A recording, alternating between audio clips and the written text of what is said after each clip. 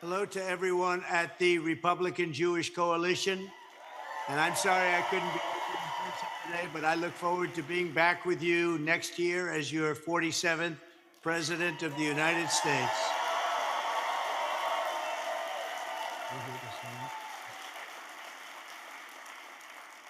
Thank you very much.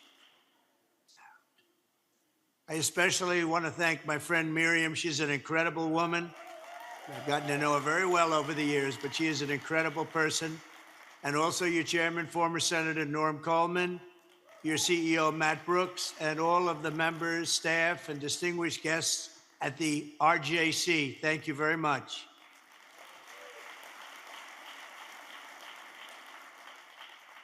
Thank you. As we speak today, we're all devastated by the horrific death of our fellow American, Hirsch Goldberg, and this is so sad to even say, Hirsch Goldberg, Poland. I've been watching the parents, I've been watching everybody talking about it for so long, and it's just so sad to see. And the 5 other innocent hostages slaughtered late last week at the hands of Hamas terrorists. Hirsch was a brother, a son, and an American citizen. After being held captive for nearly a year following the monstrous October 7th attack on Israel, Hirsch was barbarically executed with a bullet to the back of his head. To Hirsch's family and everyone touched by these atrocities, we pray that God will grant you comfort, healing, and peace. And as for the evil savages responsible for these murders, may they never know peace or comfort ever again. Cannot know it. Unbelievably, thank you. Unbelievably, the arrests, and you'll take a look at what's happening with that whole group.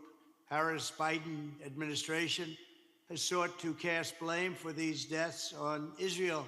They have not been your friends. I don't understand how anybody can support them. And I say it constantly. If you had them to support and you were Jewish, you have to have your head examined. They have been very bad to you.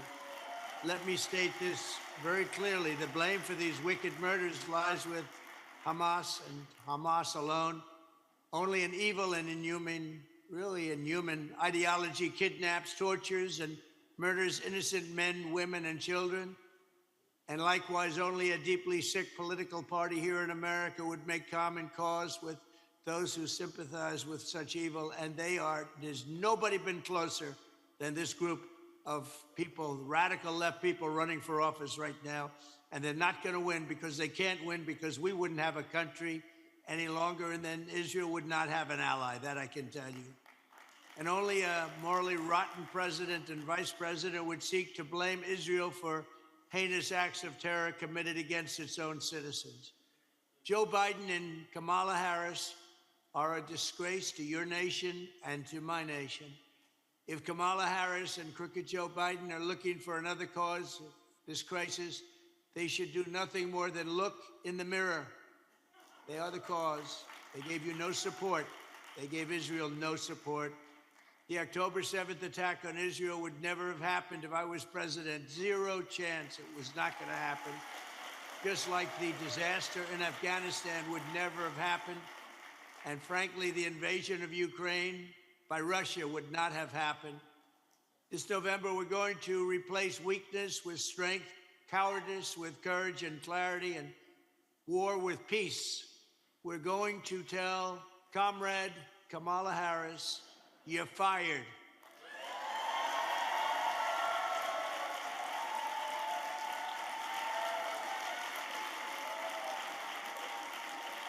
Thank you. No, we have no choice in doing so. You'll never survive if they get in. And our country, America, will never survive if they get in. When I left office, America was safe, Israel was safe, the Jewish people were safe, and the whole world was at peace. Under my leadership, we obliterated the ISIS caliphate, 100% done.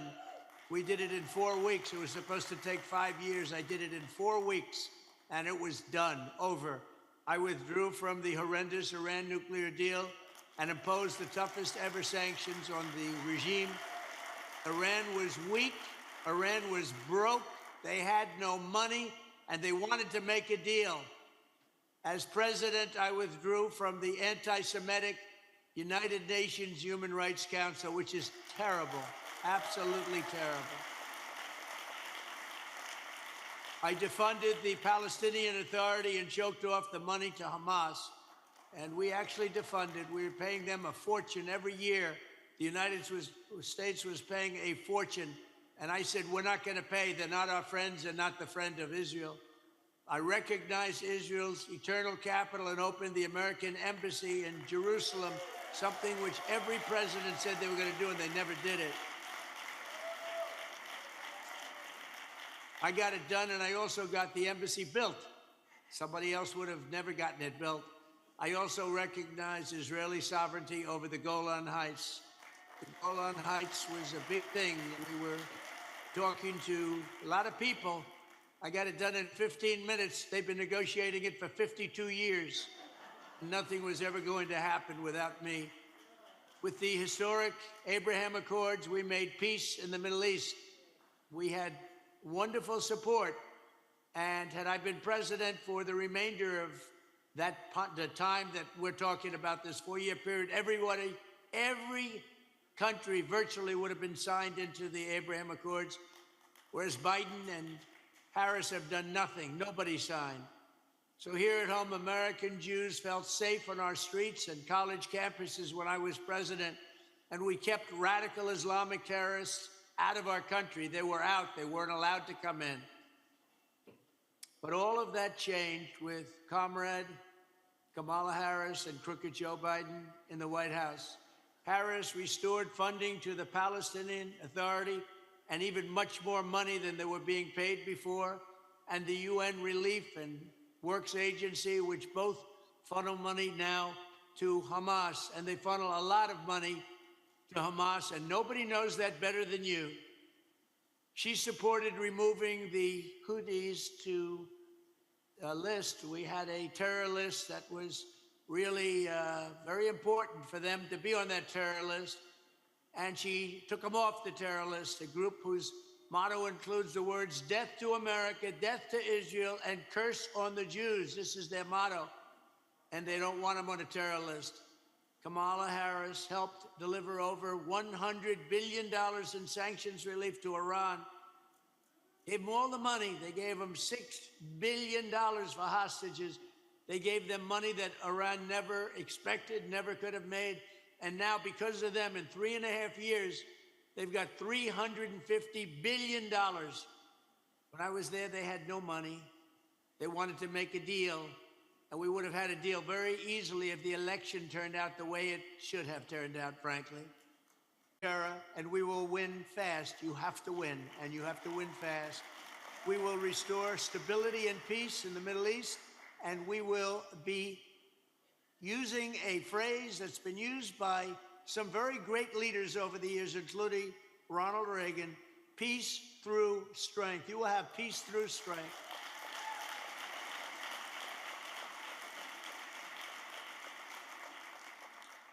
If Kamala Harris wins, terrorist armies will wage an unceasing war to drive Jews out of the Holy Land, and you know it. And we've had a great relationship with Israel, but I can say honestly that we got 25% of the vote.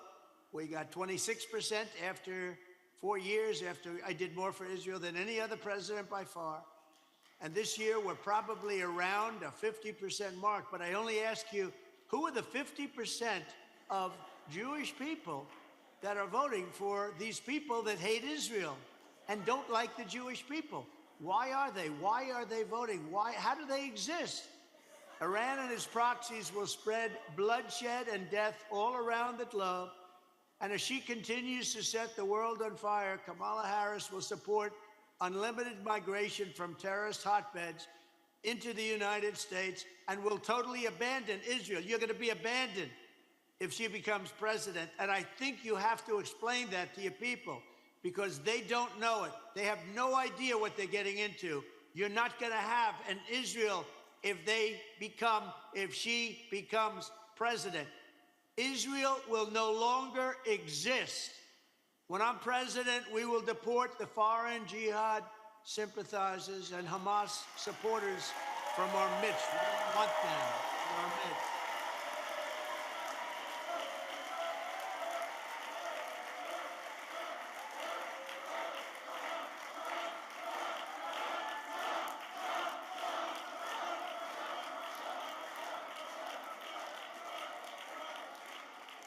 Thank you very much. Thank you. If you hate America, if you want to eliminate Israel, then we don't want you in our country.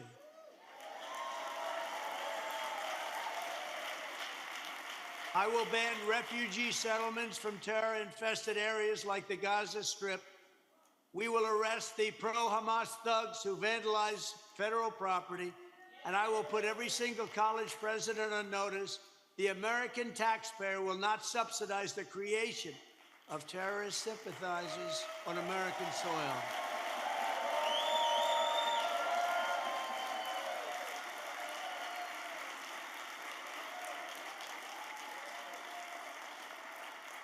Colleges will and must end the anti-Semitic propaganda, or they will lose their accreditation and federal support. No money will go to them if they don't. The Republican Party, we know that militant anti-Semitism and support for terror have no place in a civilized society. They have no place. We must reject anti-Semitism in our schools, reject it in our foreign policy, reject it in our immigration system, and reject it at the ballot box this November. You must get Jewish people or people that love Israel, you must get them to vote for Republican. You must get them to vote for Trump. And if you don't, you're not going to have a country. I am telling you, I've been very good at predicting things. You will not have a country. This is a radical left Marxist that we have running. You will not have a country. With your vote, we will defend our citizens, we will defend our values, and we will defend our country. America and Israel will be respected again.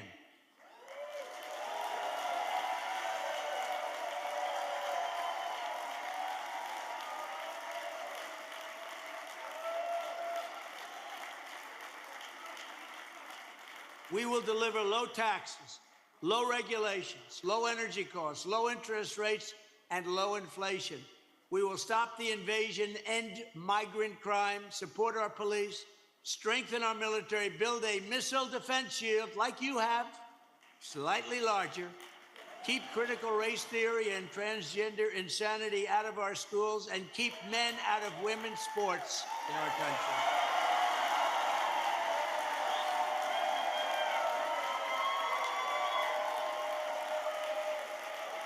We will defend the Second Amendment, restore free speech, and we will secure our elections. In everything we do, I will put America first. I will keep America safe, and I will work with you to make sure that Israel is with us for thousands of years. We're not going to let go of it. If they win, Israel is gone. Just remember that.